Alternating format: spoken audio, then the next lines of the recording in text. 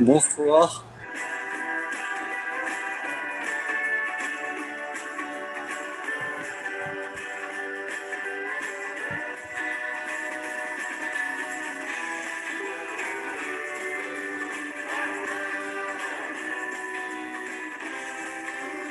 Bonsoir tout le monde. Bonsoir. Bonsoir, bonsoir. Bonsoir à tous. Bonsoir. Bonsoir. Bonsoir. Bonsoir. Salut.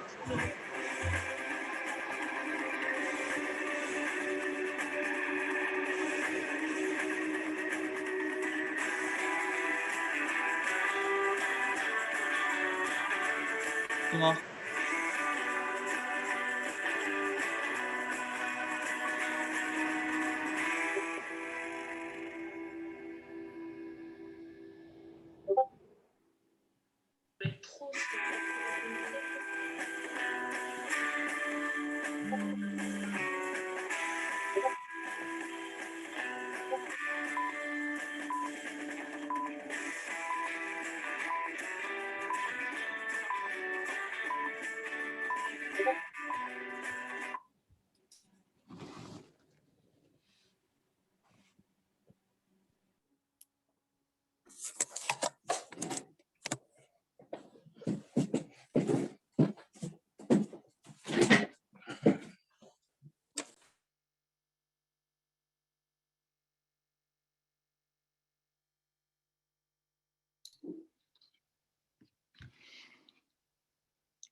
Bonjour à tous.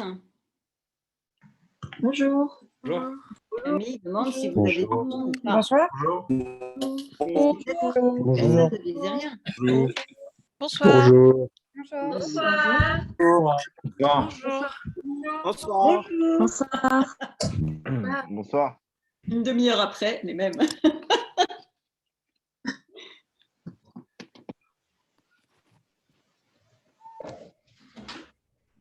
Moi, je n'ai pas réussi à me connecter à la précédente et au précédent atelier.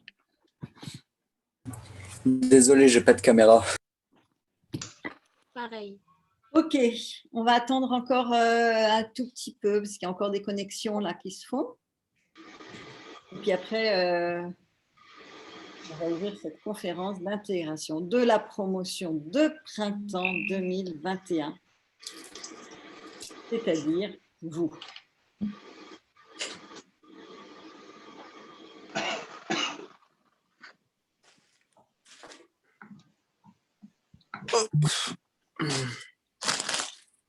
Petit conseil à tout le monde, pensez à bien éteindre votre micro. Alors nous, on a la main, on va pouvoir éteindre ceux qui vont faire trop de bruit, mais éteignez-le vous-même, ce sera parfait.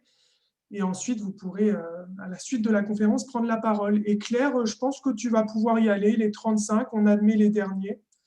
Donc c'est tout bon pour toi. Alors, je vais lancer. Bonjour à tous, je suis Claire de Mazencourt et je dirige l'Institut de l'engagement. Je suis super contente de vous accueillir. Je suis super contente de le faire si tôt, mi-avril. D'habitude, les conférences d'intégration se font bien plus tard. Je ne suis pas super contente de le faire en Zoom plutôt qu'en vrai, mais c'est partie remise et on se verra en vrai quand les conditions s'y prêteront mieux. Voilà. Pour commencer, j'ai envie de dire bonjour, me souffle-t-on, éviter de me distraire. J'ai surtout envie de vous présenter l'équipe, de l'Institut. L'équipe de l'Institut, alors je vais le faire par thème, on va dire. D'abord, ceux que vous connaissez sans doute le mieux, peut-être que vous n'avez pas encore tous été en contact avec votre chargé d'accompagnement. mais je vais vous présenter les chargés d'accompagnement et ce que je vais leur demander, c'est de lever la main sur Zoom au fur et à mesure que je les appelle, ce qui va leur permettre de les… Voilà, ils sont en train de lever la main et là, vous les voyez en haut de l'écran normalement, en haut du premier écran. Vous devez voir apparaître les chargés d'accompagnement. Donc, moi, je vais les prendre dans l'ordre où ils sont sur mon écran, mais je n'exclus pas que ce soit le même que vous. Olivier, tu peux faire youhou avec la main, du coup. Olivier, qui est chargé d'accompagnement et qui est à Nancy. Hélène, qui est chargée d'accompagnement. Et ben, en fait, vous pouvez dire bonjour d'ailleurs. Hein. Vous pouvez allumer votre micro et dire bonjour. Bonjour. Ce sera pas plus mal.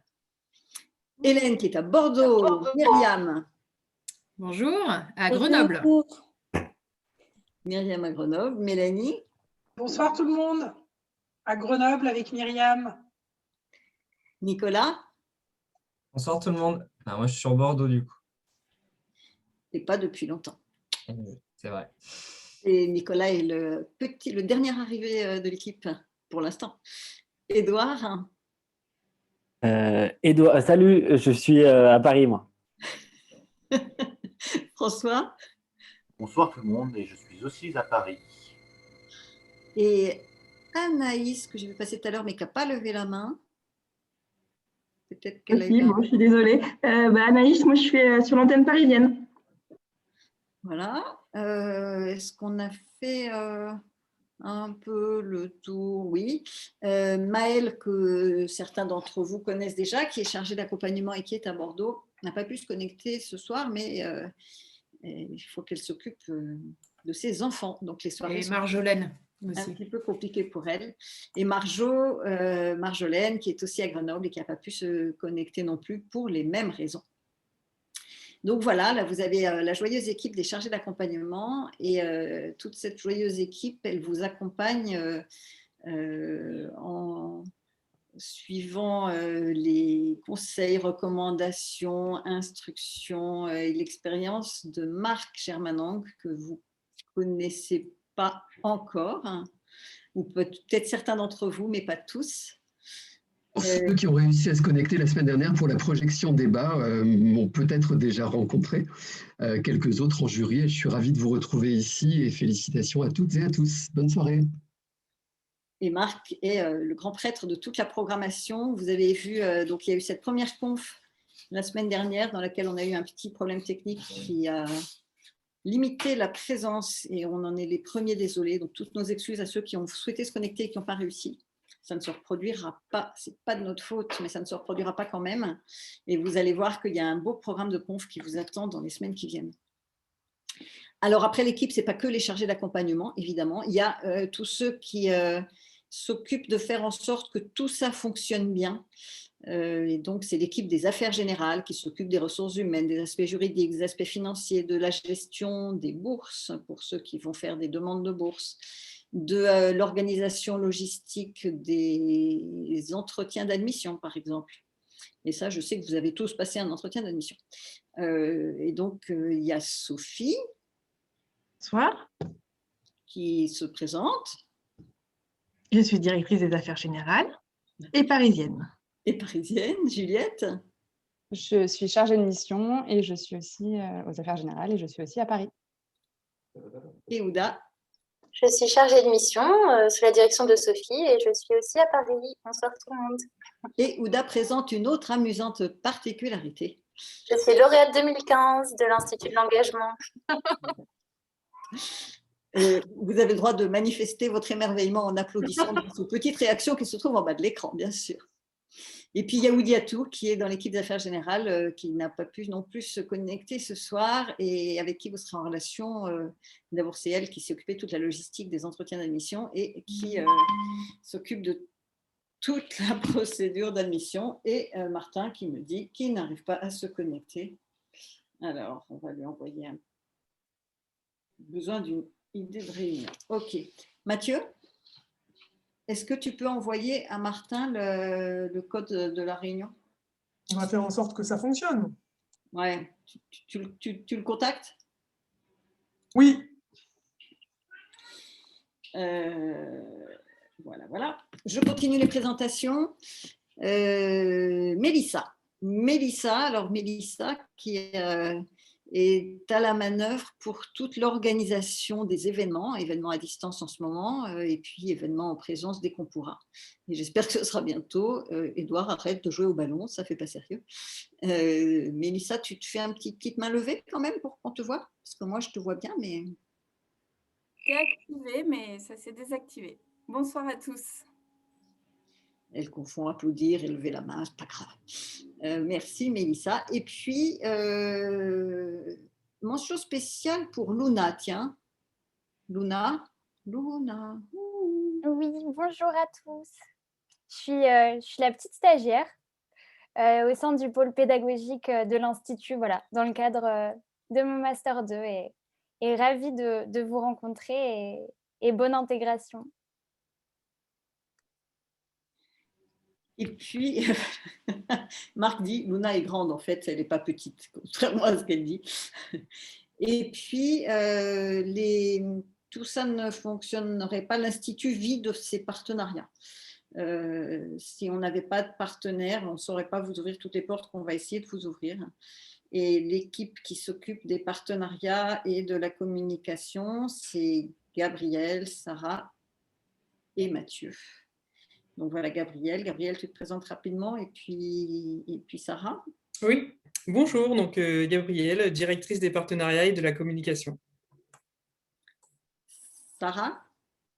Bonsoir à tous, responsable mécénat et lauréate 2017. Et Mathieu. Bonjour à tous, responsable mobilisation des communautés. Martin est en train d'arriver, donc mission réussie. Et ben, c'est tout. Et je suis à Paris. Et je suis très content d'être là ce soir. Et puis, il y a René aussi qui est dans l'équipe. René, si tu peux lever la main. Moi, je ne te vois même pas sur mon écran. Je ne sais pas où tu es. Pourtant, je t'ai vu te connecter tout à l'heure. Voilà. Bonjour René. René, tu te présentes ? Bonjour à tout le monde. Je suis je ne sais pas trop comment me présenter en fait. Je suis une ancienne d'Asso Data Service et je suis là en tant que mécénat pour des missions de qualité. Et je suis vraiment ravie d'être là pour la première intégration que je fais moi à l'Institut de l'engagement avec vous tous et félicitations à tous. Et Mathieu, donc, mais Mathieu, vous le connaissez déjà sûrement parce qu'il est très présent sur Facebook. J'espère que tous ceux qui sont là sont sur Facebook. Tous ceux qui sont sur Facebook, allez, on se fait plaisir. Tous ceux qui sont sur Facebook, vous mettez une petite réaction, un petit applaudissement, un petit quelque chose sympa là. J'allais dire en rigolant que de toute manière, j'ai les noms de ceux qui n'y sont pas. Et j'ai les noms de ceux qui n'y sont pas pour de très bonnes raisons et d'autres qui n'ont pas répondu. Bon, super. Je ne peux que vous encourager à y être.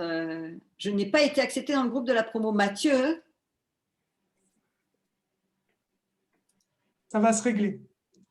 C'est aussi ce que je pense.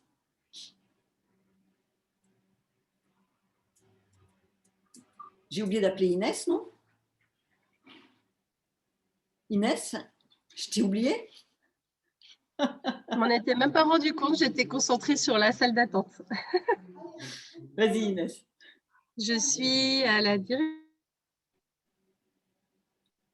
Grand Sud-Ouest à Bègles, à côté de Bordeaux, qui rayonne sur Nouvelle-Aquitaine et Occitanie en partie.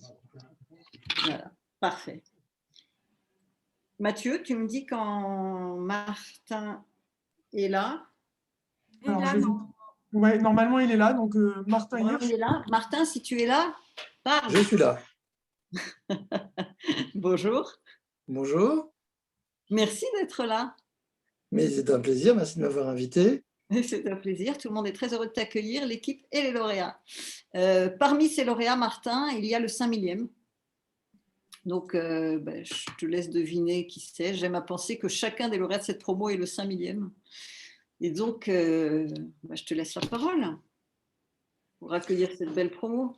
Merci beaucoup, bienvenue. Ça va être un plaisir de vous retrouver. C'est un plaisir frustré par le fait de ne pas pouvoir se retrouver physiquement, mais c'est ce que nous devons connaître à peu près tous les jours.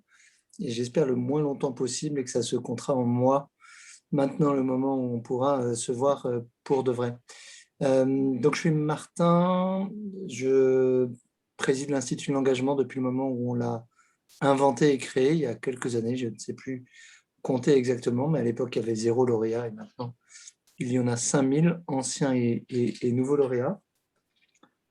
À l'époque où l'Institut a été créé, je m'occupais du service civique, j'étais le président de l'agence du service civique, après avoir conçu et fait voter la loi qui a permis de créer le service civique en France. Donc ça, c'était il y a 11 ans, la loi du 10 mars 2010. J'en dis un mot parce que c'était une époque où il y avait eu plusieurs tentatives pour trouver un moyen d'aider les jeunes à s'engager. Et ces tentatives n'avaient jamais complètement porté leurs fruits, à la fois parce qu'on n'y avait pas mis les moyens et à la fois parce qu'on n'y croyait pas. C'était une époque qui existe encore un peu, où l'idée dominante était que les jeunes ne s'engageaient pas parce qu'ils n'avaient pas envie de s'engager. Et il y avait beaucoup de personnes qui n'étaient plus jeunes et qui considéraient que les jeunes d'aujourd'hui, c'était plus les jeunes qu'ils étaient eux auparavant. Et c'était des jeunes plutôt égoïstes, sans envie de s'engager, intéressés par toute autre chose, on ne savait pas quoi, parfois par rien, parfois par l'argent, parfois par eux-mêmes, et qui se trompaient complètement de diagnostic. Et c'était un prétexte pendant de longues années de vivre plutôt avec la nostalgie, alors la nostalgie de la jeunesse d'antan, la nostalgie du service militaire, la nostalgie de beaucoup de choses, la nostalgie de soi-même, mais pas du tout sur l'idée qu'il y avait une jeunesse qui avait envie de s'intéresser à l'univers dans lequel il vivait, et surtout dans la société dans laquelle il vivait, et surtout dans la société telle qu'elle pouvait se préparer, et qui avait envie d'y contribuer activement et solidairement. Et donc on a un peu surmonté tous ces obstacles pour démontrer qu'un engagement volontaire trouverait preneur chez les jeunes et que le service civique était d'abord un acte de confiance vis-à-vis des jeunes et de reconnaissance de ce que les jeunes pouvaient apporter à la société et qu'on pouvait le construire, et vous l'avez dû le vivre comme ça, comme quelque chose, comme un engagement qui ne se substituait pas à autre chose, mais qui existait par lui-même, qui permettait pendant plusieurs mois ou parfois un an de pouvoir se consacrer à une cause en ayant un vrai statut d'engagé, une indemnité d'engagé, et qu'il y avait de très nombreux organismes, principalement les associations, qui étaient prêts à offrir des missions intéressantes pour les jeunes. Quand on l'a créé, ça a vite marché, plus vite que le service civique lui-même à l'époque, c'est-à-dire qu'il y avait très rapidement plus de jeunes qui voulaient faire des missions que d'ouverture de missions de service civique pour ces jeunes. Et non seulement ça a marché, mais ça a permis aussi de montrer que les jeunes qui s'engageaient étaient aussi divers que la jeunesse en général. C'est-à-dire qu'on pouvait s'engager sans diplôme, avec diplôme, après avoir tenté des études ou sans avoir tenté des études, après avoir déjà travaillé ou sans avoir travaillé, quel que soit le milieu social dans lequel on le faisait. Et que notamment, donc non seulement cela touchait la diversité des jeunes, mais que ça avait très rapidement un impact sur ceux qui le faisaient, et que le fait de faire un service civique permettait à beaucoup de ceux qui le faisaient de révéler des talents qu'ils n'avaient pas pu exprimer auparavant.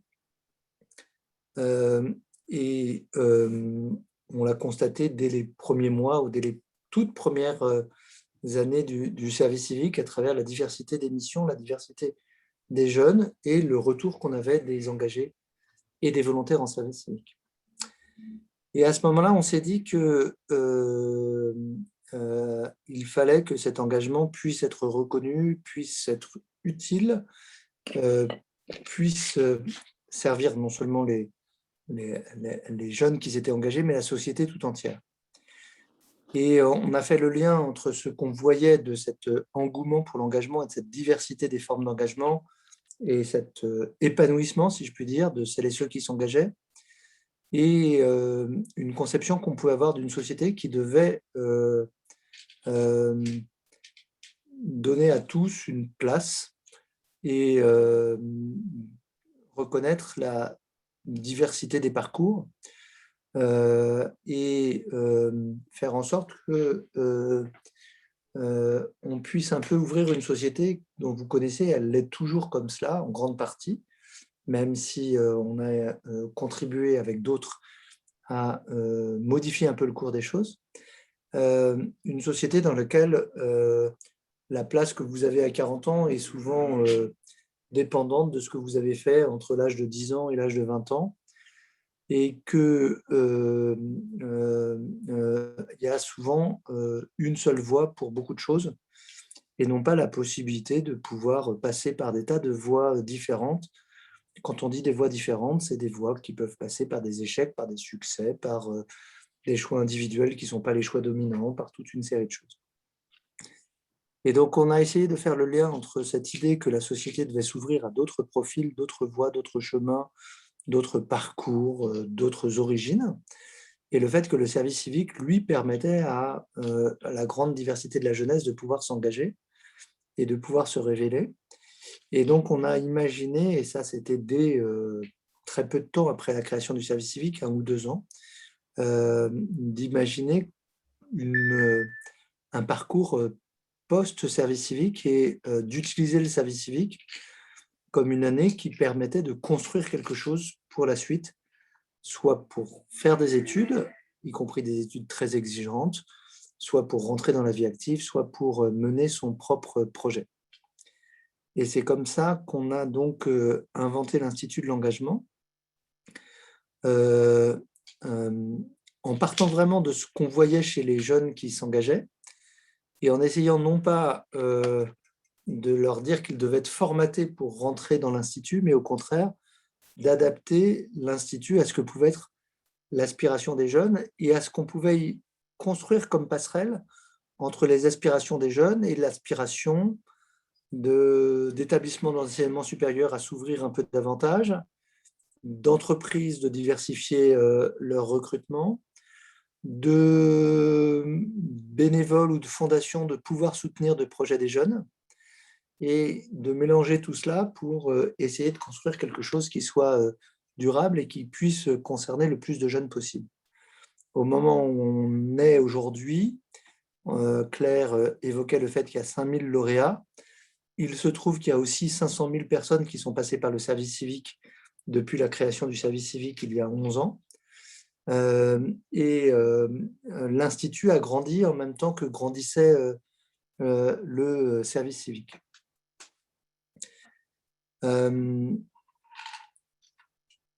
Ce faisant, on a pu coaliser, rassembler autour de l'Institut beaucoup de partenaires, beaucoup d'acteurs assez différents qui vont des établissements d'enseignement supérieur qui doivent être aujourd'hui entre 150 et 200, je ne sais pas le chiffre exact, mais qui acceptent de prendre des lauréats de l'Institut de l'engagement dans leur cursus, dans leur scolarité, parmi les élèves. Beaucoup d'entreprises qui acceptent soit de parrainer, d'accompagner des jeunes, parfois de les embaucher, parfois de mettre à disposition des ressources de l'entreprise, soit financièrement pour soutenir l'Institut, soit humainement pour contribuer à ces jurys que vous avez connus il y a quelques semaines, ou pour parrainer, mentorer un certain nombre de lauréats. Nous avons aussi associé autour de l'Institut des fondations, des collectivités territoriales, ce qui nous a permis d'ouvrir des antennes. On a évoqué tout à l'heure l'antenne de Nancy, l'antenne de Grenoble, l'antenne de Bordeaux, qui sont 3 antennes qui existent depuis quelques années et qui sont soutenues par nous, par nos partenaires, mais par des collectivités territoriales. Et puis, beaucoup de bénévoles qui sont venus rejoindre l'Institut, plusieurs milliers d'entre eux, et qui contribue à faire en sorte qu'il y ait une communauté parmi ces milliers de bénévoles. Il y a d'abord celles et ceux qui participent au jury. Chaque année, de très nombreux jurys dans de très nombreuses villes de France ou à distance depuis un an permettent de nous aider à sélectionner, à choisir, à recruter les lauréats de l'Institut de l'engagement. Beaucoup d'entre eux accompagnent des jeunes.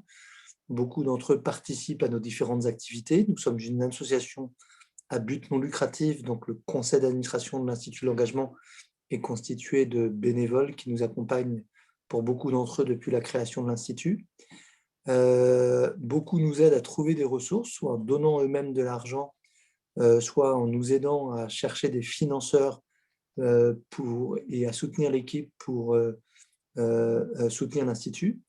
Beaucoup contribuent aux différentes conférences, campus, séminaires que nous organisons, et tous les intervenants sont des intervenants bénévoles qui donnent un peu de temps pour les lauréats et pour le projet de l'Institut.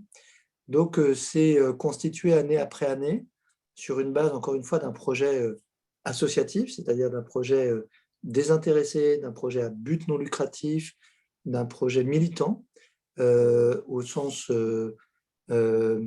d'avoir des objectifs derrière cela et qui sont des objectifs d'intérêt général, un objectif vis-à-vis des lauréats, un objectif vis-à-vis de ce qu'est l'engagement, un objectif vis-à-vis de ce qu'est l'égalité des chances également, un objectif vis-à-vis de la transformation des différentes structures qui nous accompagnent, dont on essaye de faire en sorte que, en nous accompagnant, en s'associant au projet de l'Institut, elles se transforment elles-mêmes. Quand il y a quelques semaines, on a, avec Claire et Marc, fini de convaincre HEC de prendre des lauréats de l'Institut de l'engagement comme futurs élèves d'HEC. C'est tout un cheminement pour qu'une école, qui est d'abord une école de commerce, une école de management dans un écosystème, beaucoup de grandes entreprises, soit une école qui s'ouvre à d'autres types de profils et éventuellement à d'autres types de projets d'ailleurs, qui peuvent être les projets des lauréats qui rejoignent cette école, comme beaucoup d'autres écoles ont rejoint l'Institut depuis quelques années. Et quand on parle d'égalité des chances, on part du principe ou de cette réalité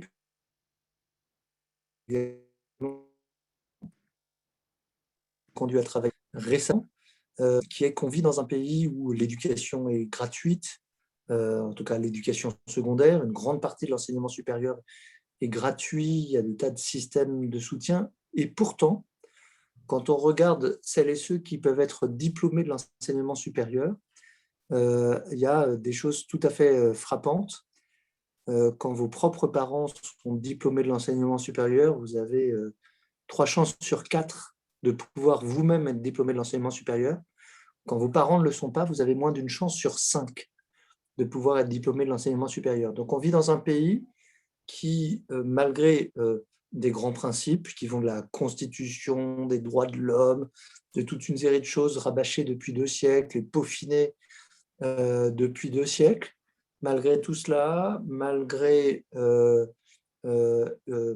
beaucoup de principes, de structures, de lois, de financement, etc., ne réussit pas à faire vivre l'égalité des chances dès le départ, c'est-à-dire de faire en sorte qu'indépendamment du statut social, de l'histoire de ses propres parents, on puisse simplement, en fonction de ses compétences, de ses talents et de motivations, trouver une place qui est quand même très facilitée quand on est diplômé de l'enseignement supérieur, pour trouver un emploi, pour être libre, suivre son propre projet.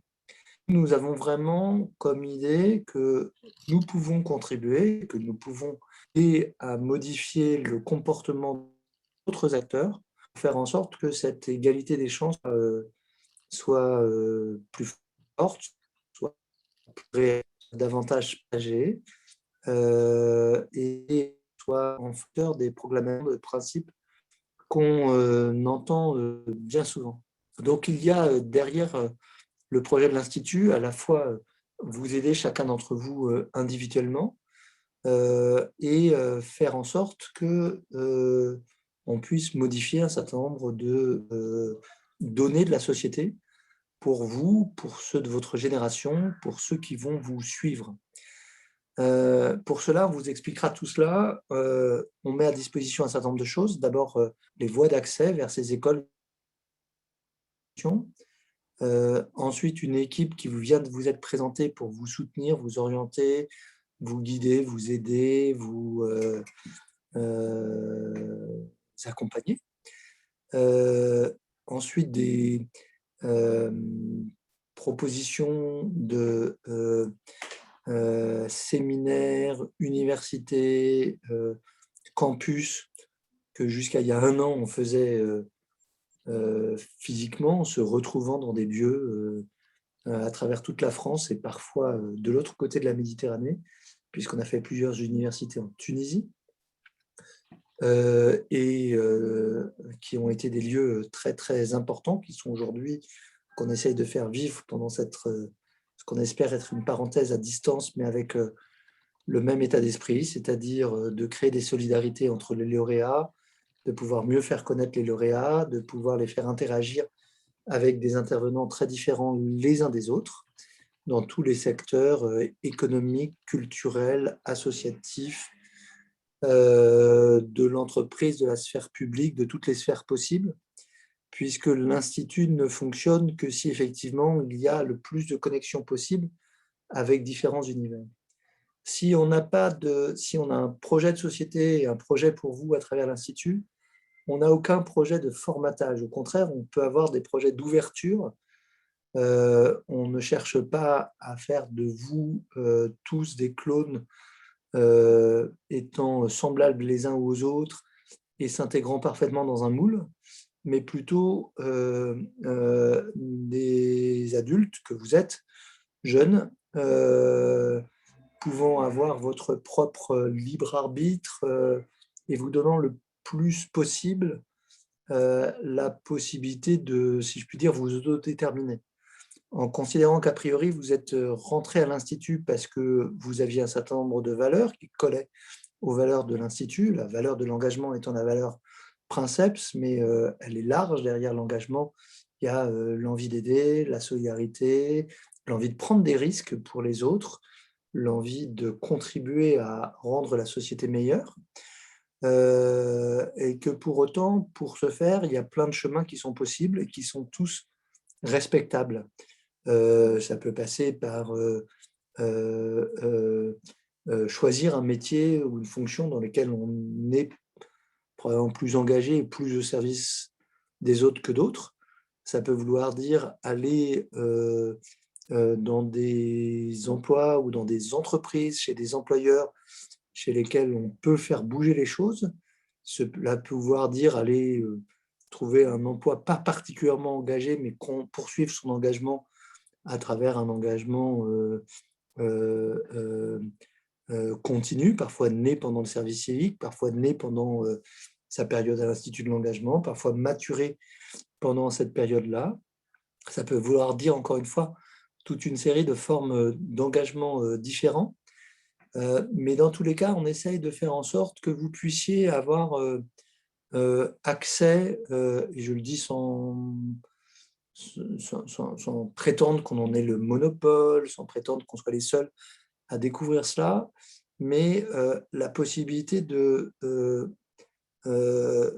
comprendre le rôle de différents acteurs, encore une fois, entreprises,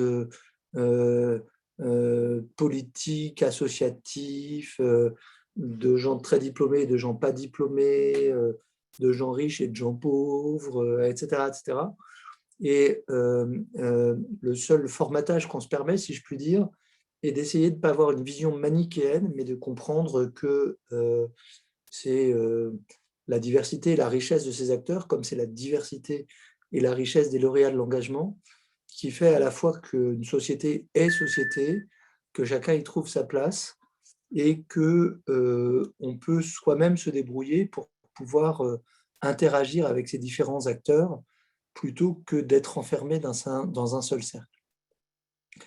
Voilà en quelques mots, je ne sais même pas combien de temps j'y ai consacré, si j'étais trop long ou trop court, probablement trop long, mais à peu près une demi-heure, non, c'est ce qui m'avait été accordé, 25 minutes. Ce que je voulais dire en introduction, en me réjouissant de vous retrouver, de vous voir et que l'Institut puisse vous accompagner, permettre de répondre à un grand nombre de vos attentes et vous permettre de découvrir le plus de choses possible, vous découvrir vous-même davantage, mais découvrir le plus de choses possible, découvrir des rencontres, des projets, vous affermir, vous permettre d'avoir une envie de réussite au sens noble du terme, c'est-à-dire pas réussir dans une compétition, pas réussir par rapport aux autres, mais de réussir à trouver sa place dans une société, et je termine par cela, dans laquelle les enjeux ne manquent pas, les dangers ne manquent pas, les défis à relever ne manquent pas.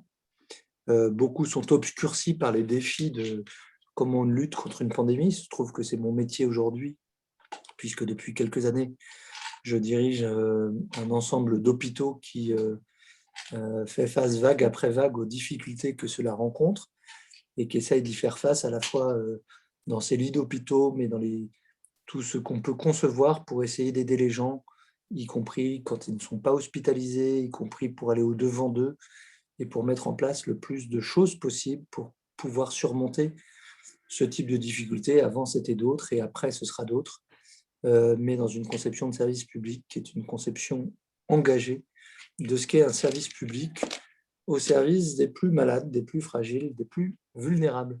Voilà. Et si je peux me permettre, juste Claire, avant de te donner la parole, il y a d'ailleurs des volontaires en service civique qui étaient avec toi, Martin, à la PHP, qui sont les fameux gilets bleus, et qui ont été lauréats de l'Institut de l'engagement, qui sont dans la conf. Il y a une question qui est directement, en fait, pour Martin, qu'Emma voulait poser, avant peut-être d'embrayer vraiment sur l'explication de l'Institut. Claire, est-ce que tu es OK pour la poser? C'était une question sur les parents et le niveau d'études des parents, et je pense que Martin pouvait éventuellement y répondre, parce que c'est quelque chose qu'il connaît bien. Et à vrai dire, je pensais bien passer aux questions. Oui, Mathieu. Vas-y, Emma, si tu peux allumer ton micro et poser la question directement. Donc, c'est Emma Parilla. Bonjour. C'est moi, oui. Donc, bonjour. Oui, donc la question que je me posais, c'est comment c'est expliqué en fait que le niveau d'études sur les parents joue sur la poursuite d'études des enfants? Alors, on ne sait pas l'expliquer complètement scientifiquement, mais il y a plusieurs choses qui jouent. D'abord,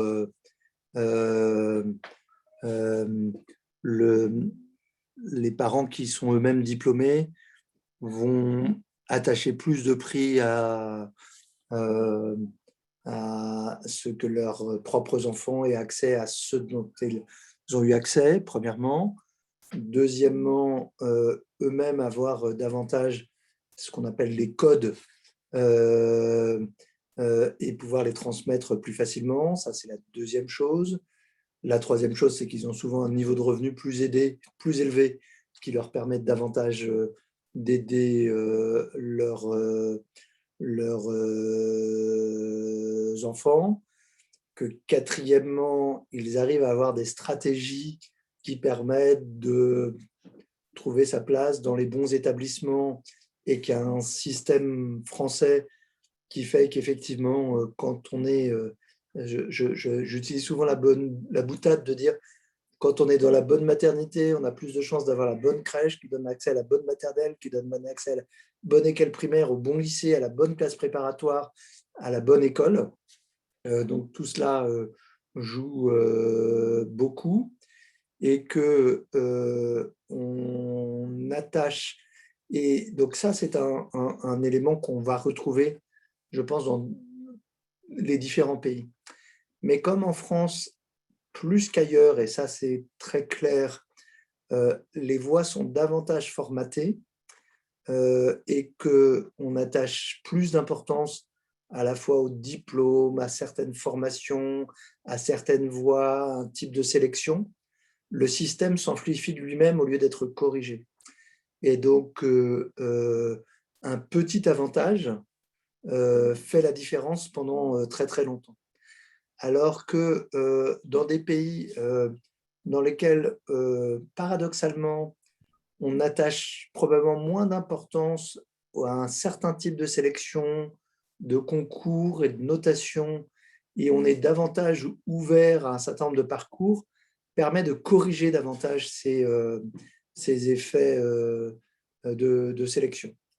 Donc, c'est probablement ça ce qui est conduit à devoir pouvoir agir sur comment on compense ces facteurs, qui peut conduire à rajouter des bourses, parfois avec l'idée de donner des points supplémentaires à ceux dont les parents seraient moins riches ou les parents ne seraient pas diplômés.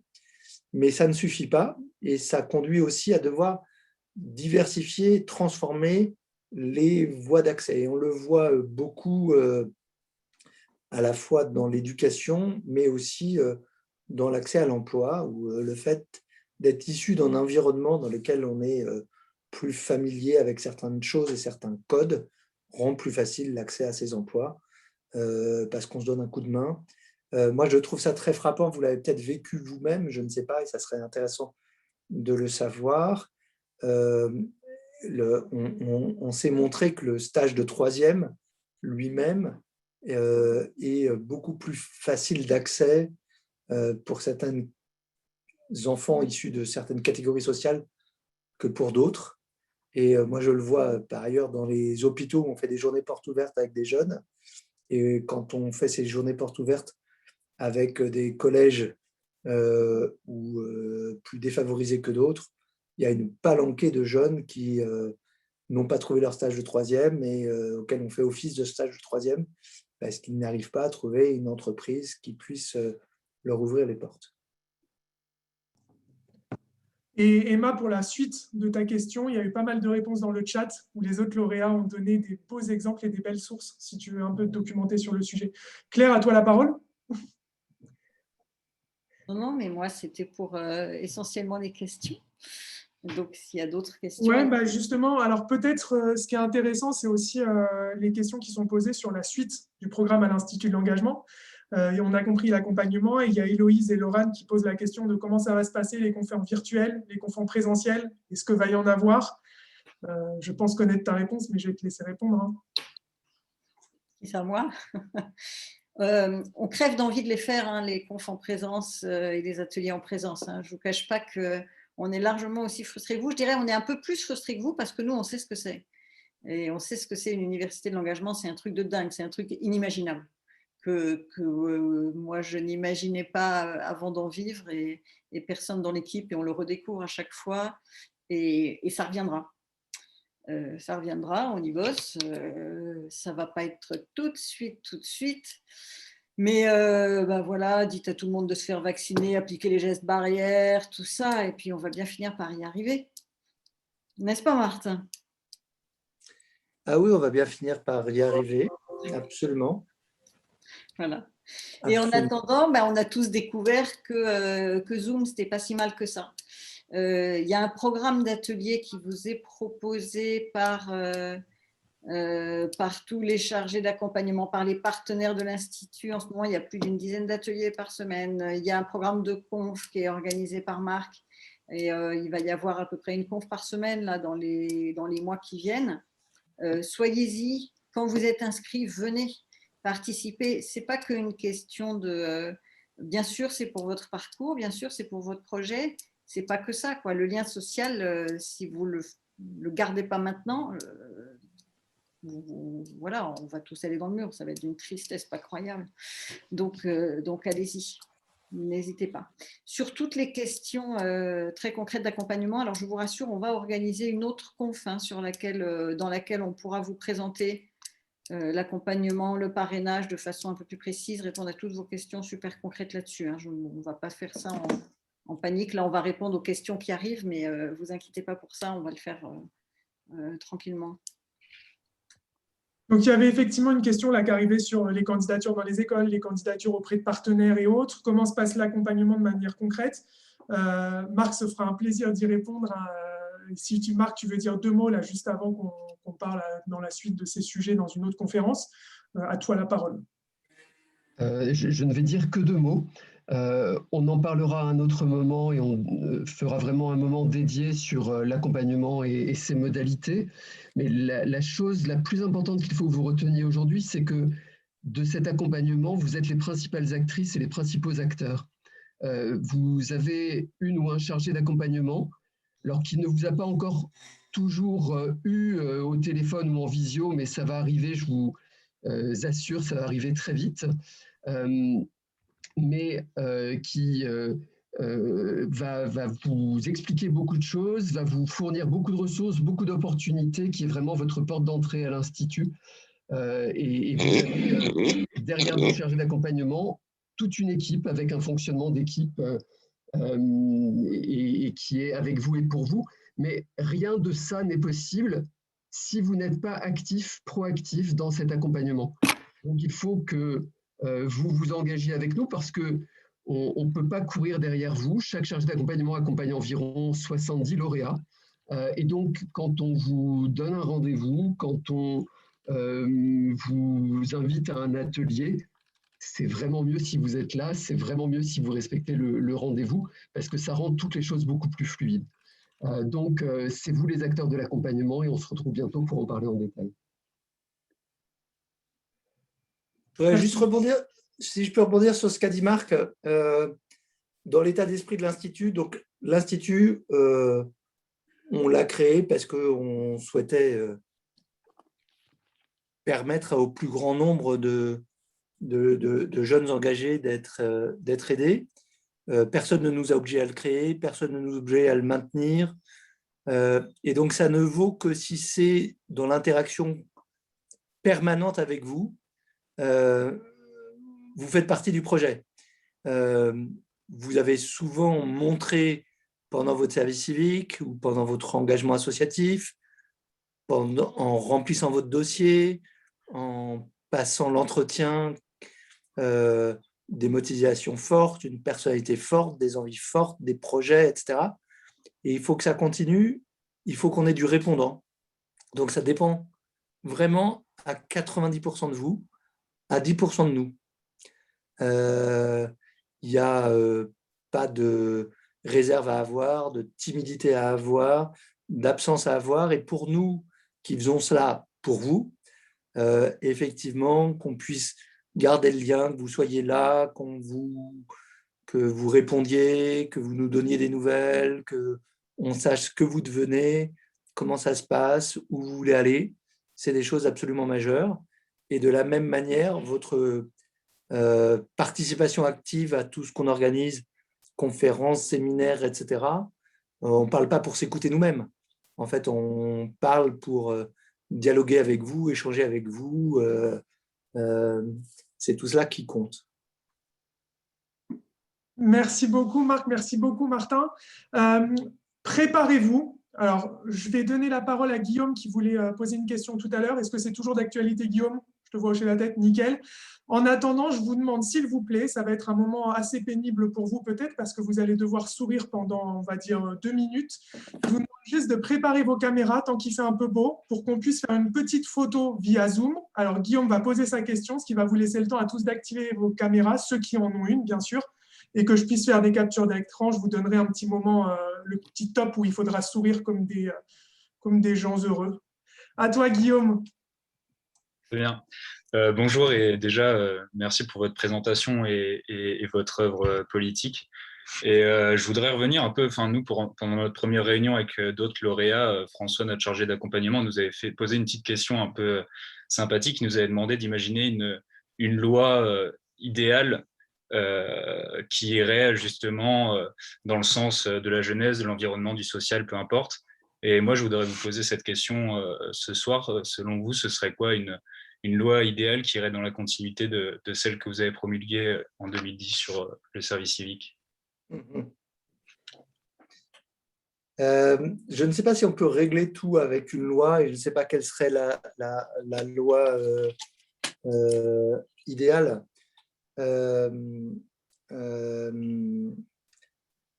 Moi, je crois à plusieurs choses quand je regarde les problématiques de la jeunesse.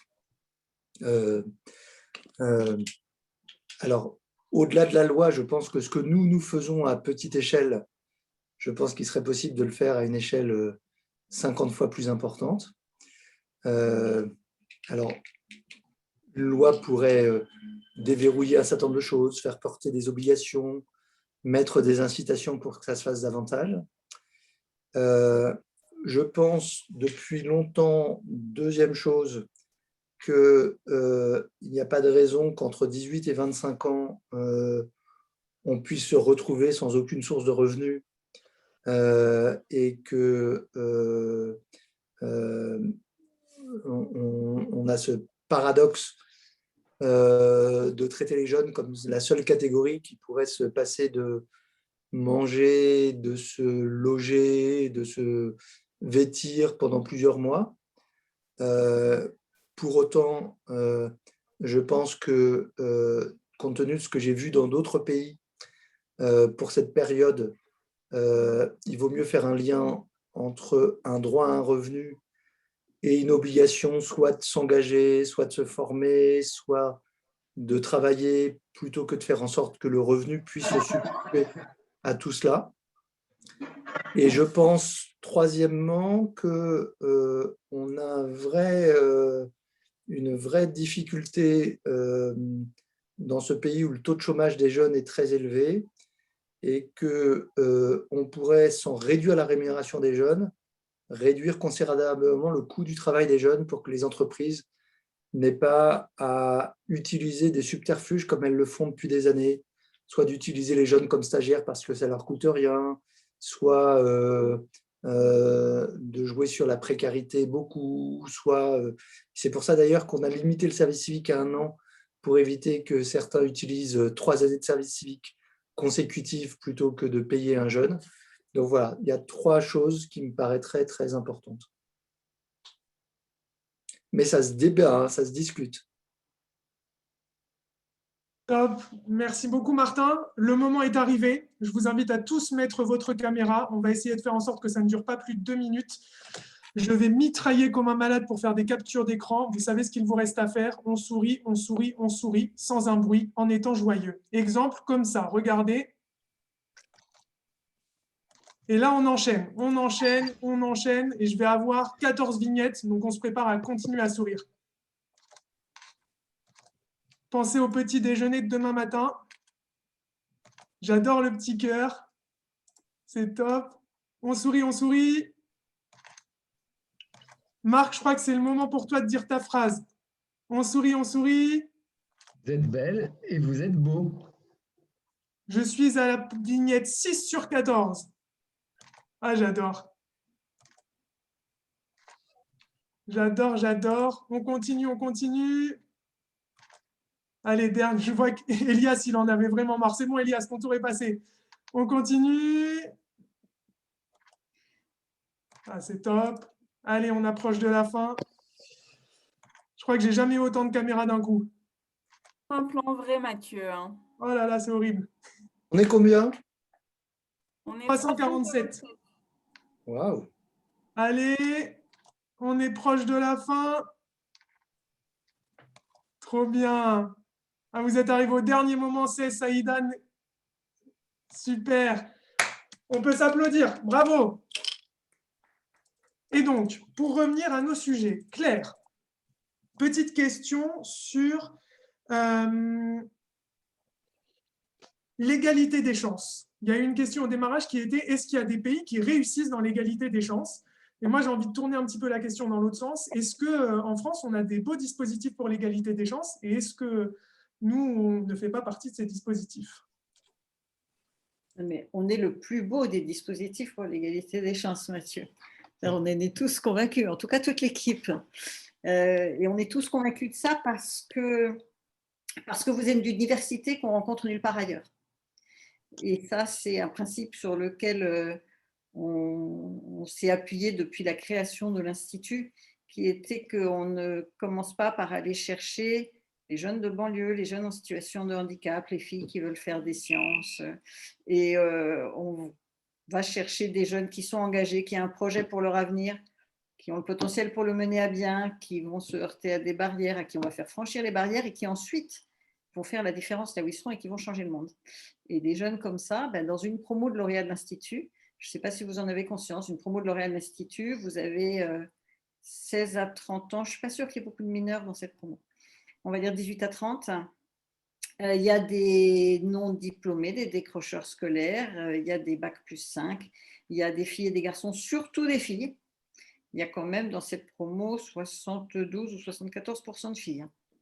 Alors là, j'ai envie de dire, les garçons, qu'est-ce qui se passe, quoi? Où êtes-vous? Mais je vous rassure, il y avait 72 à 74% de candidates aussi. Vous venez de partout en France, y compris outre-mer. J'ai vu la question sur les horaires outre-mer, les horaires des confs et le décalage horaire. Je n'ai pas de très très bonne réponse pour ça. J'avoue que je n'ai pas de très bonne réponse. Vous avez tout type de projets, des reprises d'études, des recherches d'emploi, des créations d'activités lucratives, non lucratives, entreprises, associations, CAP, master. Et cette diversité-là, moi, je ne l'ai jamais vue ailleurs. C'est une richesse de dingue. Et pour moi, l'égalité des chances, c'est ça. C'est vraiment d'arriver à regrouper des gens qui ne se seraient pas croisés, qui ne se seraient pas rencontrés. Et c'est pour ça que moi, c'est ce qui m'a convaincue sur le service civique. Quand j'ai vu apparaître le service civique, je me suis dit, voilà, on va recréer ce point-là qui avait disparu de rencontre entre des gens qui ne se rencontrent jamais. Et c'est pour ça qu'on a eu envie de créer l'Institut et qu'on a fait ça. Le seul inconvénient de l'Institut, c'est qu'il est un peu petit. 700 par an. Moi, je trouve ça énorme. Je trouve ça énorme. C'est quoi? C'est un jeune sur 1000, c'est pas nul quand même. Mais effectivement, Martin a raison, on aurait envie de faire 50 fois plus. Alors après, des dispositifs, il y en a plein. Hein. Il y a plein d'associations qui travaillent pour l'égalité des chances. Nous, on est l'Institut, on est dans un bâtiment qui s'appelle l'Ascenseur, dans lequel il y a une vingtaine d'associations qui toutes travaillent pour l'égalité des chances. Et je sais que vous en connaissez et vous-même, vous avez fait un service civique et vous l'avez touché du doigt aussi, cette égalité des chances. Je ne sais pas si j'ai répondu à la question, mais en tout cas, j'ai fait ma réponse. C'était une des questions qui était aussi de dire, est-ce qu'il y a d'autres pays où ça fonctionne, l'égalité des chances? Alors, je ne sais pas si on est capable de répondre à cette question, mais en tout cas, à l'Institut, c'est vrai qu'on observe cette efficacité. Martin, si tu voulais rajouter quelque chose? Oui, alors, quand on regarde, et vous pouvez, si ça vous intéresse, aller regarder sur le site de l'OCDE, qui fait des comparaisons entre les pays dits riches, mais du coup, dans lesquels on trouve la plupart des pays européens, les États-Unis, le Japon, une trentaine de pays comme cela. Ce qu'on voit, c'est que la France se situe à peine dans la moyenne. Donc, il y a, c'est pas exactement ça, mais à peu près une moitié de pays qui arrivent à faire mieux et surtout qui progressent. Ce qui caractérise la situation française, c'est que depuis une bonne dizaine d'années, on n'a rien fait bouger. Alors même que on a augmenté le nombre de bacheliers, on a une sorte de stagnation depuis une bonne dizaine d'années. Alors qu'il y a encore une fois beaucoup de pays dans lesquels les choses évoluent. Certains partent de plus loin, mais vont dans cette direction. Et nous, on a ce truc un peu désespérant d'être un peu conservateur et un peu stagnant. Et encore une fois, moi, je suis persuadé que le blocage principal vient du fait qu'on mise tout sur un certain nombre de filières. Il y a une sorte de boutade, là encore, que je trouve assez juste, qui dit que le système éducatif français est le meilleur du monde pour la moitié des élèves et le pire du monde pour l'autre moitié des élèves. Et il n'y a aucune raison que ce soit le pire du monde pour 350 000 jeunes par an. Il n'y a aucune raison qu'on ne puisse pas, parce qu'on a fait une classe technologique, un bac technique, un bac professionnel, etc., ne pas aller vers des cursus ou des emplois comme les autres, à condition qu'on travaille, qu'on s'en donne la peine, qu'on fasse des efforts, etc. Mais là, même en travaillant, en faisant des efforts, la probabilité de pouvoir avoir accès à un certain nombre de cursus est presque nulle. Elle est très, très, très, très, très faible. Et ça c'est pas normal. De la même manière, en France, on a tendance, c'est ce que je disais tout à l'heure d'une autre manière, de juger sur ce qu'on est à 10 ans ou 12 ans. On peut se révéler à 14, 16, 18, 20, 22, 24 ans, à tout moment se révéler ou avoir le déclic ou avoir fait quelque chose qui vous passionne. Voilà. Et on a du mal à faire des choses qui soient sur mesure. On a essayé de faire en sorte que le service civique soit davantage sur mesure. On peut choisir sa mission, là où on l'exerce, et l'Institut est vraiment sur mesure. Clémence, tu avais une question sur les projets solidaires, comment un petit peu les monter, les mettre en avant. Je te laisse poser ta question directement à Martin, qui lui a osé justement parler de projets solidaires. À toi la parole. Ouais, merci de me laisser la parole. Bonjour Martin, bonjour à tous. Ma question était sur le fait que vous avez parlé de solidarité en même temps de prise de risque, etc. et de rendre la société meilleure. Et donc, je me demandais comment combiner tout ça dans une société où on sait que c'est plus facile de parler d'argent et de rentabilité face au risque que de risque et solidarité. Voilà, donc comment changer de paradigme le couple rentabilité-risque pour un couple plutôt solidarité-risque? Alors, d'abord, je pense qu'il y a plusieurs éléments de réponse. D'abord, il y a pas mal d'espaces où la solidarité prime ou compte. On vit dans un pays dans lequel il y a énormément d'associations, où il y a un secteur non lucratif ou un secteur public, un secteur d'intérêt général qui est fort. Ça, c'est un premier élément de réponse. La deuxième chose, c'est que, et si j'en viens directement à l'Institut, ce qu'on essaye de faire, c'est justement de vous aider à ce que la solidarité ne soit pas simplement des mots ou un rêve ou un fantasme ou à l'inverse une frustration de ne pas pouvoir l'atteindre. Mais, et alors c'est peut-être notre côté, si je puis dire, pour être provocant, réformiste, ou etc., mais de faire en sorte qu'on vous permette de jouer avec l'ensemble des palettes ou l'ensemble des leviers, c'est-à-dire de ne pas être simplement dans l'utopie, mais de se dire que s'il faut soit passer des études qui sont a priori pas forcément faites uniquement tourner vers la solidarité, mais qu'elles permettent d'être armées pour pouvoir discuter, j'allais dire, à armes égales avec d'autres, ou si elles permettent simplement d'assurer l'essentiel et de vivre en étant correctement payé tout en ayant un projet solidaire à côté, de permettre de choisir son moment, c'est-à-dire qu'il peut commencer par faire soit des études ou un travail qui n'est pas exactement sa cible directe, mais permettre de pouvoir faire maturer son projet et de pouvoir basculer dans son projet à un moment où on a déjà assuré un certain nombre de choses, puis comme en montagne, avoir assuré 2 ou 3 prises sur la paroi pour ne pas se trouver dans le vide quand on se jette en avant pour attraper la prise suivante, etc. C'est tous ces éléments qu'on peut discuter et qui sont autour du projet de l'Institut.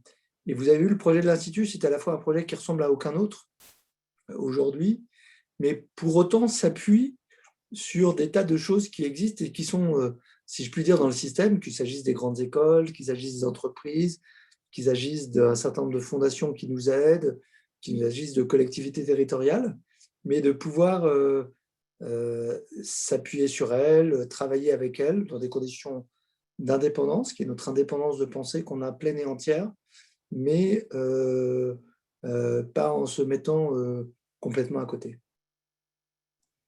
Merci beaucoup Martin. Il y avait Mariana qui souhaitait prendre la parole juste avant de nous quitter et je ne sais pas du tout ce qu'elle veut dire. Et toi Mariana. Moi aussi, je vous quitterai dans 5 minutes.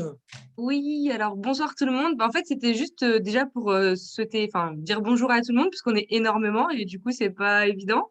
Merci de m'avoir accepté au sein de l'Institut.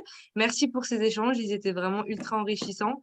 Et moi, je dois vous quitter parce que j'ai un rendez-vous professionnel et du coup, je voulais juste remercier de vive voix et vous dire à bientôt et voilà.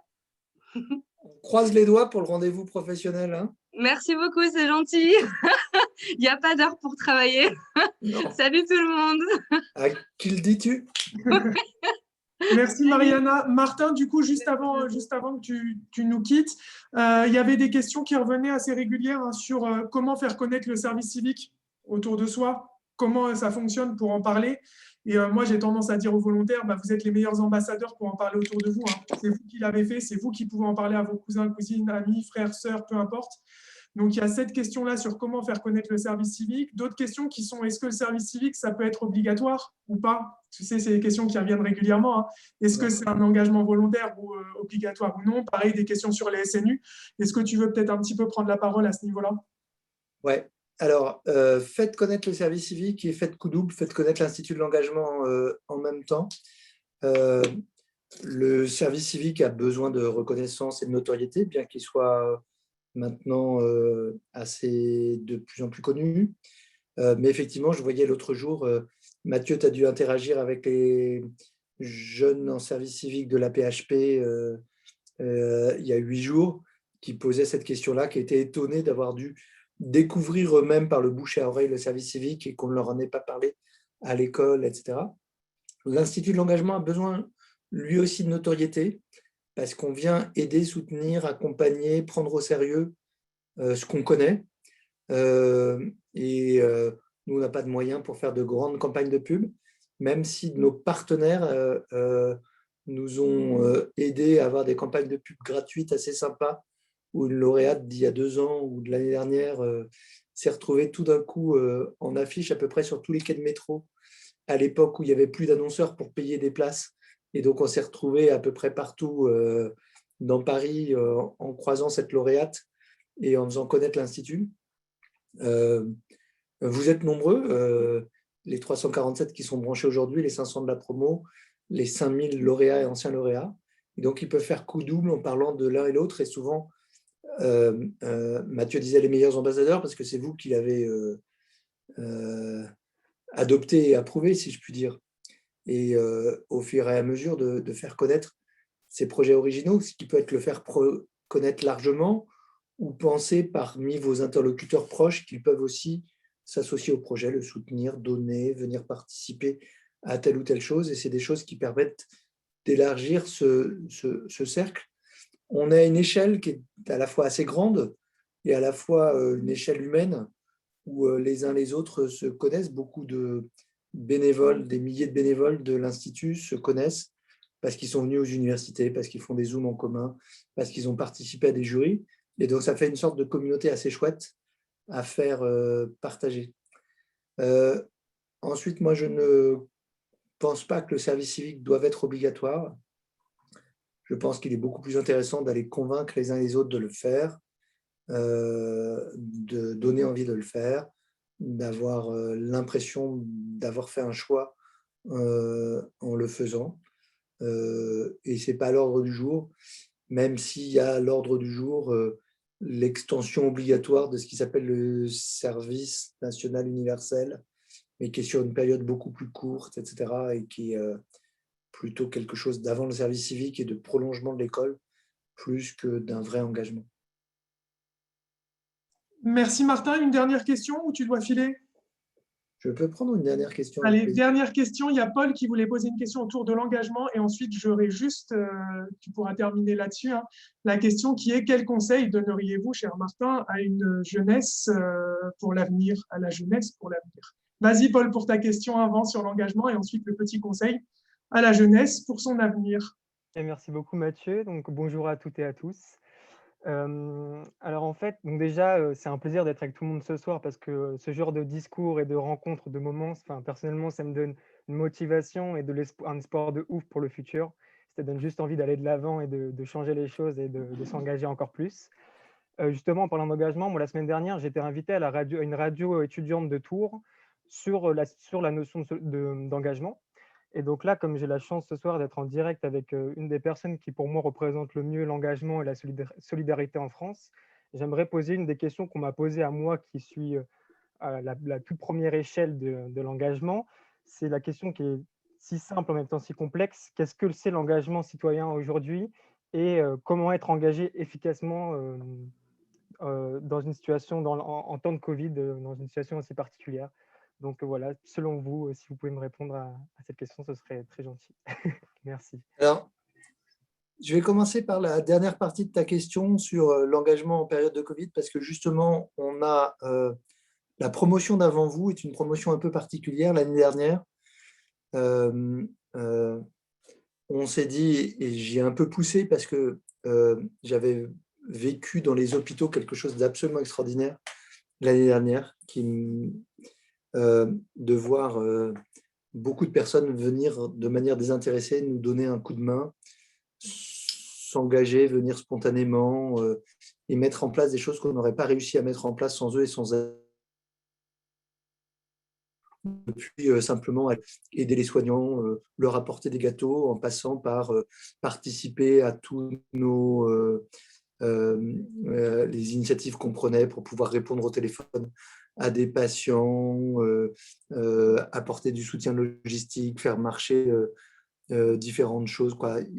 Énormément de choses et des vrais milliers d'engagés sont venus nous donner un coup de main.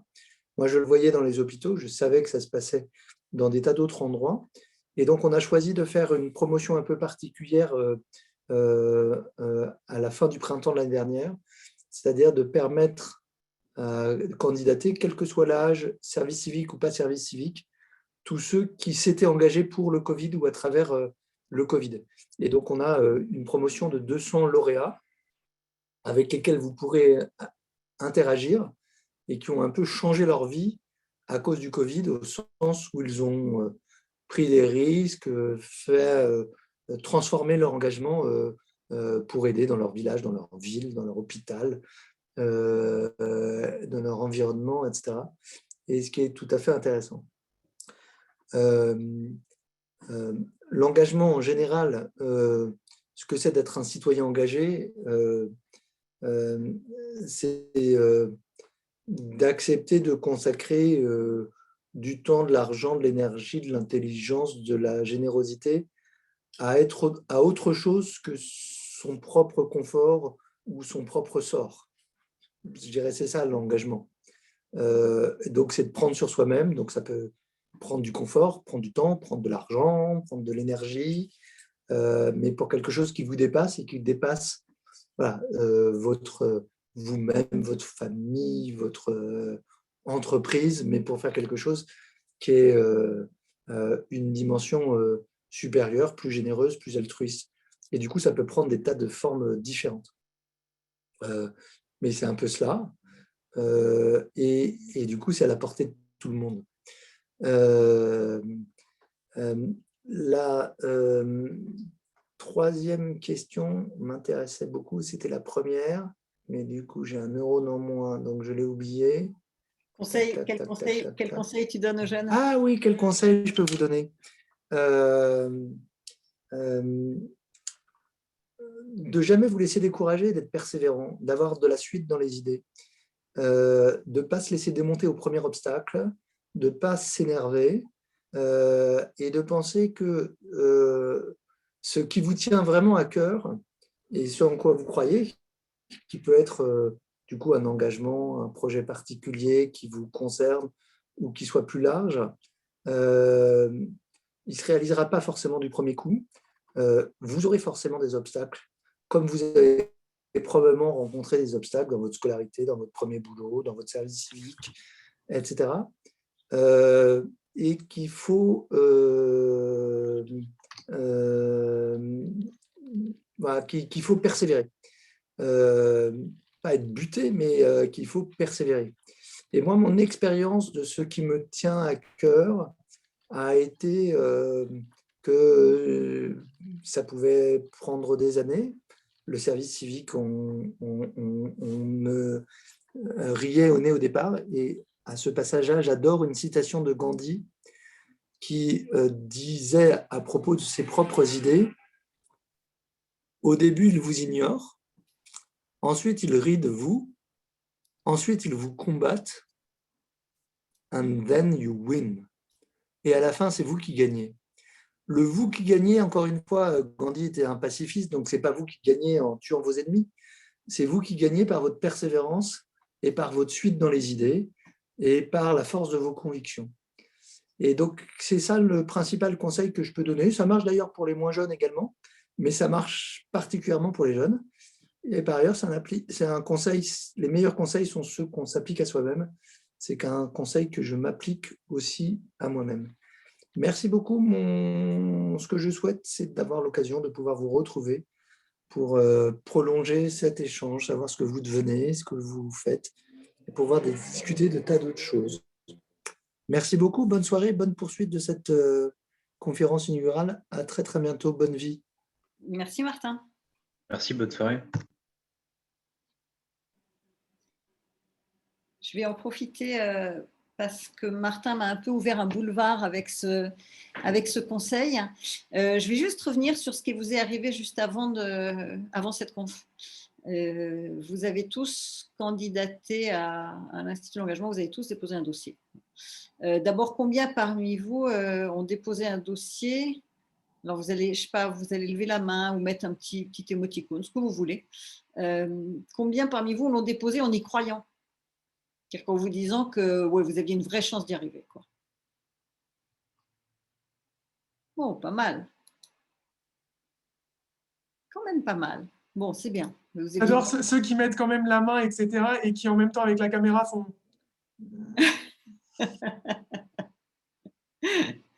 Ok, super. Vous ne savez peut-être pas tout ce qui s'est passé une fois que vous avez déposé votre dossier. Donc, vous avez déposé le dossier, c'est parfait. Votre dossier, vous savez qu'il a été complété et il a été complété par votre tuteur de service civique ou votre référent de volontariat et puis par un témoin. Normalement, vous n'avez pas vu ce qu'ils ont mis dans le dossier. L'informatique est faite de façon que tout ça soit très cloisonné. Bon, j'imagine que certains d'entre vous savent très bien en fait ce qui a été mis dans le dossier. Mais ce n'est pas grave, ce n'est pas la question. Donc, parfait, il y a 2 personnes qui ont témoigné dans votre dossier. Puis après, votre dossier a été lu par au moins 3 personnes. Au moins 3 personnes qui venaient d'environnements différents. C'est-à-dire qu'on essaie de croiser les regards entre une personne qui vient plutôt du milieu de l'entreprise, une personne du milieu associatif, une personne du milieu de l'enseignement, une personne de l'administration, service public, pouvoir public, etc. Et on croise les regards. Et donc, il y a 3 personnes qui ont lu votre dossier. Et à l'issue de ça, vous êtes arrivé en entretien d'admission, donc par Zoom cette année. Et pendant cet entretien, vous avez vu 3 personnes ou 4, peut-être 5. Je pense que ça s'est limité là, parce que par Zoom, on essaye de limiter. Je ne sais pas combien parmi vous pensez à l'issue de cet entretien que c'était mort. On va voir s'il y en a plus. Vous pouvez juste lever la main ou faire un je ne sais pas quoi, ceux qui pensaient que vraiment… Soit lever la main, soit mettre le smiley qui rigole. Hein. Tous ceux qui pensaient que vraiment, voilà, no way, quoi. Ouais, on vous a martyrisé hein, pendant cet entretien, manifestement. Il y en a moins que d'habitude, hein, Mathieu? C'est ceux qui sont en train de manger qui n'ont pas levé la main. Ah, c'est pour ça. Ok. Donc, à l'issue de tout ça, à l'issue de votre entretien, il y a une fiche qui a été remplie par le président du jury, dans laquelle il parlait un peu de vous, il parlait de votre projet, il expliquait ce que vous vouliez faire et puis il essayait de voir si on arriverait à travailler ensemble et ce qu'on pourrait faire pour vous. Et puis, à la fin, Marc Germanon, donc, que vous avez vu, et moi, on a lu chacun ces fiches qui sont revenues du jury. Et donc, si on compte tout ce qui s'est passé depuis le moment où vous avez rempli votre dossier, ça veut dire qu'il y a 2 personnes qui ont rempli le dossier avec vous, il y a 3 personnes qui l'ont lu ensuite, il y a au moins 3 personnes qui vous ont vu en entretien, Marc et moi qui avons lu tout ça. Donc, il y a au moins 10 personnes, et plus probablement 11 ou 12, qui ont fait connaissance avec vous et votre projet, et qui y ont cru. Voilà. Il y a 10 personnes qui ne vous connaissaient pas, qui ont vu ça, et qui se sont dit ça va marcher. C'est ce que dit Martin, il faut y aller. Nous, on y croit. Et vous êtes probablement, vous avez échangé déjà sur Facebook, vous avez pris connaissance d'un certain nombre de projets des autres lauréats, et je suis sûre que vous y avez cru à leur projet. Et le projet auquel vous croyez peut-être le moins, c'est peut-être le vôtre. Ben, vous avez tort. Vous avez tort, parce que votre projet, vous allez le mener à bien, et on va tout faire pour ça. C'est notre objectif, nous, on ne lâchera pas. Alors lâchez pas non plus, quoi, parce que sinon ce serait pas cool, on ne va pas pédaler tout seul. Marc vous l'a dit, Martin vous l'a dit, c'est pas nous qui allons faire le projet pour vous. Voilà, je voulais juste mettre ça dans vos têtes, même si certains ont faim, même si certains sont fatigués, et même si de toute façon on va se retrouver pour comment on lève la main sur le navigateur. Bah oui, bonne question. C'est trop tard de toute façon, mais vous pourrez réviser pour la prochaine conf. Mathieu, est-ce qu'il y a d'autres questions auxquelles on essaye de répondre? J'ai pas l'impression, il y avait peut-être des petites questions techniques, mais là, je vous reviendrai vers les personnes qui avaient posé des questions très techniques sur notamment les sous-titres sur des conférences et la possibilité peut-être d'en afficher. Mais j'ai pas l'impression. Alors, ceux qui veulent poser une question, bah, n'hésitez pas à allumer le micro, hein, j'ai envie de dire. On va pas faire la fameuse phrase « se taise à jamais », sinon. C'était sur une autre chaîne sur M6 hier, je ne sais plus comment s'appelle cette émission. Bref. Je vais rajouter une petite réponse à celle de Martin aussi sur la définition de l'engagement. Je ne sais pas combien on est, là on est encore 286. Je pense qu'il y a 286 définitions de l'engagement hein, autour de ce Zoom. Donc, il faut que chacun trouve la sienne et ça sera la bonne.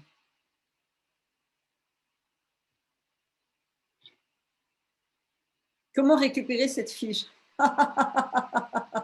No way. Vous ne récupérerez pas ces fiches. On peut poser une question comme ça Vas-y, lâche-toi. Allez, Guillaume. D'accord, très bien. Non, je voulais savoir si vous aviez des petits conseils aussi, parce que c'est vrai qu'on n'en a pas trop parlé, mais pour la résilience face à la durée de la pandémie.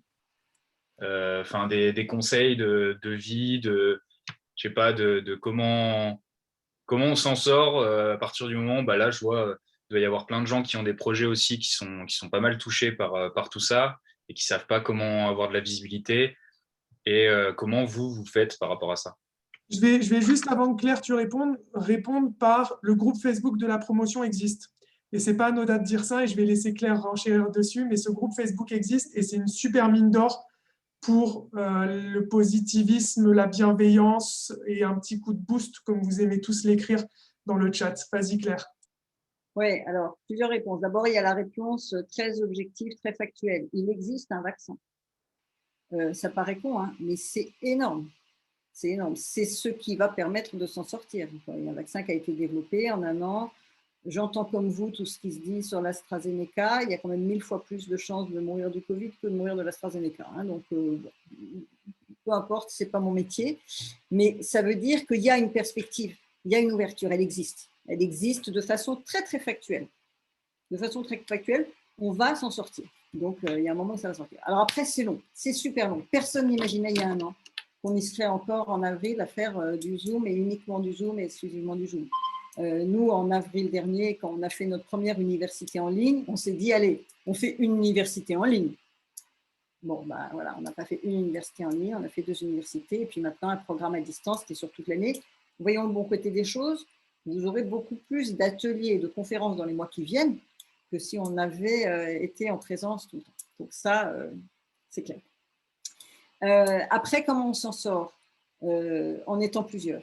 Ce que je veux dire, c'est que ce qui nous tient, il y a 2 choses. D'abord, il y a garder une vraie hygiène de vie. Ça paraît con, hein. Ce n'est pas parce qu'on est confiné, parce qu'on est en télétravail, qu'on n'a pas le droit de sortir 1 heure, se promener entre midi et 2. Ce n'est pas parce qu'on n'a pas besoin de sortir pour s'acheter un sandwich qu'il faut rester bloqué chez soi. Donc, faites-le, respectez évidemment les gestes barrières, je ne vais pas vous dire le contraire, avec en plus un président qui est DG de la PHP, ce serait vraiment de la folie, quoi. Mais faites-le, gardez une vraie vie. Et puis, branchez-vous, connectez-vous sur le Facebook de la promo, sur les ateliers, sur... Vraiment, on a tous tendance à faire ça, hein. On s'inscrit à un truc, puis après on se dit, encore un Zoom. Mais il ne faut pas renoncer. Il ne faut pas lâcher et il ne faut pas renoncer à un événement sous prétexte qu'il est en Zoom alors qu'on y serait allé si c'était en vrai. Parce qu'à ce moment-là, on se coupe de tout, quoi. Il ne faut pas perdre toutes ces occasions d'enrichissement que sont les rencontres, même si c'est par Zoom, on sait que c'est moins bien. On sait que c'est moins bien. D'un autre côté, l'accès qu'on a à des conférences qui se déroulent à l'autre bout du monde ou qui se déroulent à des horaires pas possibles mais qui existent en replay, etc., on ne l'aurait pas eu, quoi. Bon, voilà. Moi, j'ai envie de dire, accrochez-vous à ça. Vous êtes super pas tout seul. Je ne sais pas comment vous étiez avant à l'Institut, mais là, malheureusement, nous ne sommes plus que 269. Mais 269, c'est quand même déjà pas mal. Il y a tous ceux qui sont partis, etc. Donc, allez-y à fond, ne lâchez rien et ça aura une fin. Il n'y a absolument aucun doute là-dessus. Aminata me glisse dans l'oreille qu'on peut faire un Zoom de karaoké pour se déstresser. Donc, un Zoom avec toutes les promos. Juste pour info, on va essayer de continuer à faire ça, d'organiser tous les mois un rassemblement en Zoom pour les lauréats qui en ont besoin, qui n'est pas un rassemblement obligatoire, mais se dire qu'on va faire ce qu'on appelle un mardi IDE, donc mardi IDE, pour Institut de l'engagement. Et l'idée, c'est de vous proposer un endroit un petit peu, vous savez, comme on aime les appeler, safe, bienveillant, où vous pourrez vous retrouver les mardis soirs, un mardi par mois, pour discuter entre vous, entre lauréats de l'Institut, de la pluie et du beau temps, et d'autres sujets, si vous le souhaitez. Il y avait une question qui était remontée, Claire, sur le taux de réussite des lauréats. Peut-être il est 20h56 pour ne pas justement appuyer encore plus sur les zooms, peut-être terminer sur cette notion-là et pour pas non plus vous faire durer trop longtemps sur les écrans. Donc ce taux de réussite. Oui, le taux de réussite, c'est une question que nous posent nos partenaires aussi. C'est une vraie question et on mesure ça. On mesure ça, c'est-à-dire on regarde d'abord vos chargés d'accompagnement vous suivent un par un. Et on sait ce que vous devenez, ce qui se passe dans l'année, et on essaye, à condition évidemment que vous répondiez, que vous vous connectiez, etc., mais on essaye de suivre chacun d'entre vous. On fait un bilan au bout d'un peu plus d'une année, en fait. Je dis un peu plus parce que, notamment pour tous ceux qui sont en formation, on va leur demander s'ils sont passés dans l'année, s'ils ont validé leur année. Et cette validation, c'est une info qu'on a assez tard. Donc, on regarde ça, on regarde si ceux qui cherchent un emploi ont trouvé un emploi stable, on regarde si ceux qui sont en train de créer leur activité progressent dans leur création d'activité. Et on arrive à plus de 90% de succès dans les projets. Et les 10% qui restent, on ne les lâche pas. On ne les lâche pas.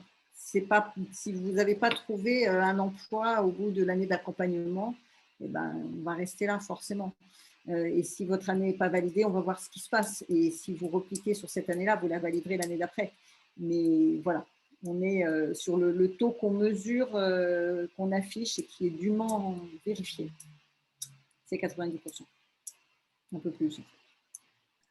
Et Shane posait la question, est-ce qu'il y a des lauréats qui sont lauréats pendant plus d'un an? Et il y a la fameuse réponse qu'on aime donner qui est lauréat un jour, lauréat toujours, lauréate un jour, lauréate toujours, et ainsi de suite, et ainsi de suite. Vous l'avez bien compris. Vous êtes rentré, vous êtes lauréat, vous êtes lauréate. C'est fini pour vous, ou plutôt je me suis trompé, c'est le début. Vous êtes foutus, les gars. Bon, combien parmi vous sont persuadés d'être le 5 millième? Ah, il y en a quand même quelques-uns. Hein. Je propose que ce soit le plus rapide. Hein. C'est Baptiste qui a levé la main en premier. Donc non, c'est moi qui écris en premier. C'est moi. La preuve. Les écrits restent et les paroles s'en vont. Alex demande un nom. Non, il n'y a pas de nom. Je vais vous dire pourquoi. Il y a pas de... On ne peut pas faire le 5 millième. Il n'y a pas de classement. Donc moi, cette petite discussion, moi j'ai envie de dire qu'on a une promo de 5 millième et que chacun d'entre vous est le 5 millième parce que c'est quand même joli, je trouve. C'est trop la classe. Et alors, juste pour renchérir, parce que Claire, tu m'as tendu la perche, on ne veut pas un nom d'une personne, mais vous aurez bien évidemment un nom de promotion. Claire, à toi de jouer. Et oui, vous allez choisir le nom de votre promo, bien sûr. Vous allez faire des propositions. Alors, c'est peut-être un peu tôt là quand même, Mathieu. Hein. Mais à un moment, Mathieu vous dira, allez, c'est le moment. Et donc, tous ceux qui le souhaiteront pourront proposer un nom pour la promo et puis on organisera un vote. Et puis, vous voterez et puis après, on dira, ben voilà, vous avez votre nom et maintenant, qui a envie de proposer un logo? Et il y en a certains parmi vous qui vont prendre leur plus beau crayon de couleur pour faire, bon, ok, ça s'appelle des tablettes maintenant, mais c'est pas grave. Ils vont faire un logo pour la promo. Mathieu va d'ailleurs vous donner le nom de toutes les promos depuis la première promo de l'Institut. Attention, c'est le défi. C'est parti, Mathieu. Ah, c'est vache, ça. Il faut savoir une chose avant de débuter, c'est qu'avant, l'Institut de l'engagement s'appelait l'Institut du service civique et que du coup, il y a des petites nuances. Alors, j'étais pas là en 2012, mais la première promotion s'appelle la promotion Odyssée. Odyssée avec ISC pour Institut du service civique dans le mot. Jusque-là, vous me suivez? On continue. Je ne sais pas si je joue mon salaire sur cette question-là, mais on va essayer de répondre bien. Odyssée. Ensuite, deuxième promotion 2013. ICO. Pareil, ISC en majuscule dans ICO. Puis, nous arrivons en 2014 avec la promotion Colibri, comme un colibri, mais Colibri apostrophe ISC, Colibrisque. Je me rends compte que je ne suis pas trop mauvais là-dedans, en fait. Promotion 2015, Phoenix. Bien évidemment, le Phoenix, vous connaissez la symbolique, etc. Promotion 2016, Printemps. Nous sommes avec la chrysalide. Une chrysalide, vous savez, qui se transforme ensuite en papillon. Chrysalide, chrysal, apostrophe, IDE, pour Institut de l'engagement. Vous me suivez toujours? Ça fait très monologue qu'on pourrait retrouver dans un Astérix et Obélix, là, comme Édouard Baird. Donc, promotion 2016. Promotion d'automne 2016, nous sommes avec Alélie, si je ne me trompe pas, qui est une petite fleur qui pousse dans des conditions difficiles. Nous avons ensuite promotion de printemps 2017, qui est, si je ne me trompe pas à nouveau, la promotion Ose ta cause, ose, virgule, ta cause, oser, qui est la référence à une conférence que nous avions eue par un slammer. Puis ensuite, promotion d'automne 2017 avec les optimistes et pessimistes, optimistes, qui eux étaient en Tunisie et qui ont eu la chance de parler de ces sujets-là avec un prix Nobel de la paix. Puis ensuite, promotion de printemps 2018, et là, ça se corse, c'est la promotion, si je ne me trompe pas, EBLA, qui vient de l'espéranto, le langage universel qui veut dire espoir. Et là, j'ai peur de dire une bêtise, mais je trouve que ça sonne bien, donc on va rester sur espoir. Hein. Puis ensuite, promotion d'automne 2017. Oh là là. 2018, tu es en 2018. Je suis en 2018 et j'ai envie de dire que c'est la promotion. J'ai un trou de mémoire. Merde alors. C'est pas Ben Simili, celle-là? Ben Simili, qui vient du Wolof sénégalais et qui veut dire une minute, et en gros qui précise la minute qui a changé votre vie, qui peut être par exemple le démarrage d'un projet ou aussi bien l'oral passé à l'Institut de l'engagement. Puis nous avons promotion printemps 2019, qui est bien sûr la promotion Everest, et oui. Il y avait une conférence d'une alpiniste qui avait parlé de l'Everest et de gravir le mont et donc de se dépasser pour ses projets. Puis ensuite, promotion d'automne 2019 avec Anastatica, qui est une petite plante qui pousse elle aussi dans des conditions très difficiles, donc promotion Anastatica. Puis nous arrivons à la promotion de printemps 2020, qui est la promotion Elpis, qui est une référence à une déesse grecque. Et bien sûr, je vous... Non, c'est pas déesse. C'est pas une déesse, c'est juste un mot grec qui veut dire l'espoir. Oui. Voilà, donc espoir toujours. Puis ensuite, la promotion 2020 automne, qui est les engagés du Covid. Je pense que le nom parle pour lui-même. Puis arrive la fameuse promotion 2021. 3 petits points. La suite dans la prochaine saison. J'ai eu une erreur. Bien ouais, Mathieu. Alors, j'ai vu que quelqu'un a mis Mathieu président. Moi, je suis hyper d'accord, vraiment. Et nous, on est quelle promo du coup? Ce sera répété à Martin, Claire. Moi, je pense qu'il est 21h04 et que j'ai eu un coup de chaud. Du coup voilà. On va peut-être s'arrêter là. Et je suis d'accord que je ne pense pas qu'il y ait des bons ou des mauvais noms de promo. Je suis d'accord aussi avec cette remarque. Ok, on va vous lâcher, vous libérer. Merci à tous d'être venus. On va organiser une prochaine conférence pour répondre à toutes vos questions plus techniques et puis aussi les moins techniques. De toute façon, on sera là pour répondre. Donc, merci à tous. Continuez bien et voilà. Merci.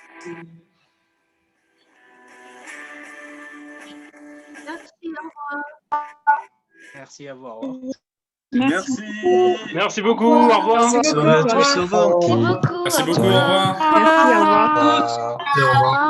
Au revoir. Merci, au revoir. Merci. Merci à vous, au revoir. Merci, au revoir. Merci beaucoup, au revoir. Bon courage, bonne soirée. Bon week-end. Merci. Merci Mathieu. Au revoir, bonne soirée. Merci à tous, au revoir. Merci. Merci, bonsoir, bonne soirée.